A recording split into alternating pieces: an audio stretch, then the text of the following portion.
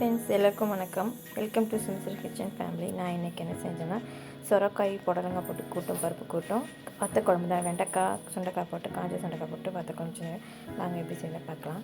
நான் வந்து கடலப்பருப்பு நைட்டு கொஞ்சம் கிண்ணம் ஒரு கப் அளவுக்கு ஊற வச்சுட்டு அதை எடுத்து வச்சுருக்கேன். சிறு பருப்பு அதில் ஒரு கப்பு போட்டிருக்கேன். இப்போது அலசிட்டு பருப்பு கூடியே இப்போது நம்ம 2 வெங்காயம், மீடியம் சைஸ் வெங்காயம், ஒரு தக்காளி, 2 பச்சை மிளகாய் போட்டுக்கேன். உங்களுக்கு காரத்துக்கு தானே நிறைய போட்டுக்கங்க.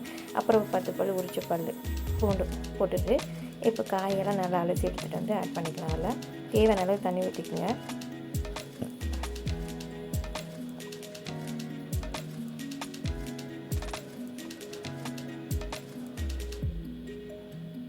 தக்காளி ஆட் பண்ணிக்கலாம். மஞ்சள் பொடி கொஞ்சம், மிளகாய் தூள் 1 ஸ்பூன். காயெல்லாம் அலசி கொண்டு வந்துட்டேன், அதையும் ஆட் பண்ணிக்கலாம். கொஞ்சம் நேரம் வேகட்டு, தண்ணி மேலே வரும். வந்தவுடனே நம்ம உப்பு போட்டுக்கலாம்.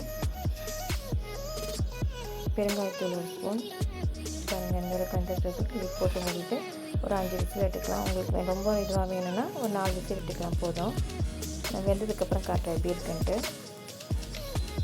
சுண்டைக்காய் வந்து நான் அலசி எப்பவுமே போடுவேன், அப்போ தான் கசப்பு தண்ணி இருக்காது. பாருங்கள், அலசி எடுத்துகிட்டு வந்துட்டேன். இப்போ வந்து குழம்பு தாளிக்க எண்ணெய் ஊற்றிட்டேன்.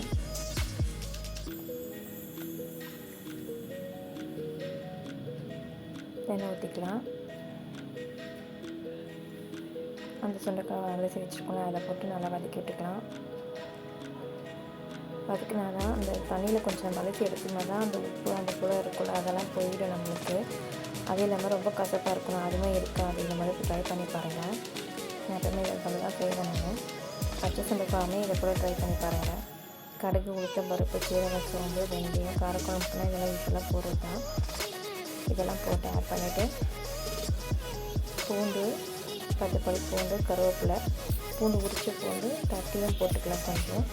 அதுக்கப்புறம் வெங்காயம் ஒரு 5 வெங்காயம் வச்சுருக்கேன், மீடியம் சைஸ் வெங்காயம். அதையும் வந்து வதக்கிக்கலாம். ஒரு 2 வெங்காயம் மட்டும் எடுத்து வச்சுருக்கேன், அரைச்சி போட்டு பண்ணேன். உப்பு ஆட் பண்ணிக்கலாம், அப்போ தான் நல்லா வதக்கி வரும். யூஸ்வலாக எல்லாத்தையும் செய்ய நினைக்கிறேன். இந்த அளவுக்கு வதங்கினோடனே நான் அரைச்சி வச்சுருக்கேன் இந்த வெங்காயத்தையும் ஆட் பண்ணிவிட்டு வதக்கி விட்டுக்கலாம் நல்லா. இதுவுமே நல்லா வதக்கி வரட்டும். கொஞ்சம் திக்னஸ்க்காக தானே அதை அதாவது அரைச்சி ஊற்றிப்பேன் நான் எப்போயுமே, கொஞ்சமாக, ரொம்ப நைஸாக இல்லாமல். அதை போல் தக்காளியும் அரைச்சி தான் போடுவேன் நான். ஒரு 4 தக்காளி எடுத்தேன், பெரிய சைஸ் தக்காளி. விதையெல்லாம் எப்போயுமே எடுத்துடுவேன். அப்புறம் இந்த வெண்டைக்காய் சுண்டைக்காய் எடுத்து வச்சுருந்தோம்ல, அதையும் ஆட் பண்ணிக்கலாம். தக்காளியில் நல்லா வதங்கினதுக்கப்புறம் தான் இதை போடணும். ஃபஸ்ட்டு வந்து சுண்டைக்காய் வந்து எண்ணெயில் வறுத்து எடுத்துக்கணும். பாருங்கள், இந்த அளவுக்கு எனக்கு வந்துருக்கு லிக்விடாக. இது புளி கரைச்சல் ஊற்றிக்கலாம். நம்ம மிளகாய்த்தூள் வந்து ஒரு 3 ஸ்பூன் எடுத்துருக்கேன், குழம்பு மிளகாய்த்தூள். உங்கள் காரத்துக்கு ஏற்ற போல் போட்டுக்கோங்க. நான் கொஞ்சம் காரம் கம்மியாக தான் இருக்கேன் எங்கள் வீட்டு மிளகாய்த்தூள். உங்களுக்கு எப்படி இருக்குமோ அதே போல் டேஸ்ட் பண்ணி பார்த்துட்டு போட்டுக்கோங்க. புளி வந்து நான் ஒரு சுண்டைக்காய் சைஸ் இது போல் நெல்லிக்காய் சைஸ் அளவுக்கு, அந்த அளவுக்கு பெரிய நெல்லிக்காய் சைஸ் எடுத்துருக்கேன். நல்லா தேவையான அளவு தண்ணி ஊற்றிக்கலாம். இப்போது நல்லா கொதிய வந்த பிறகு இட் போட்டு முடிக்கலாம். இப்போ வந்து தாளிக்க வந்து எண்ணெய் ஊற்றிட்டேன், கடுகு, உளுத்தம் பருப்பு போட்டுட்டேன், சீரகம், சோம்பு மட்டும் போட்டுக்கேன் தாளிக்க. அப்புறம் 2 வரமிளகாய் கிள்ளி போட்டுக்கலாம். அப்புறம் கருவேப்பிலை, பூண்டு தட்டி வச்சுருக்கேன், அதையும் போட்டுக்கலாம்.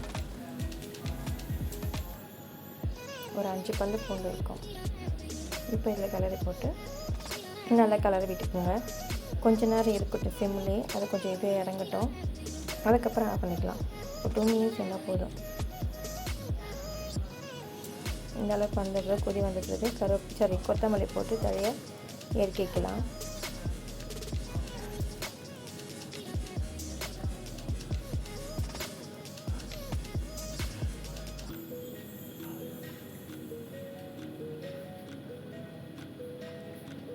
இந்த அளவுக்கு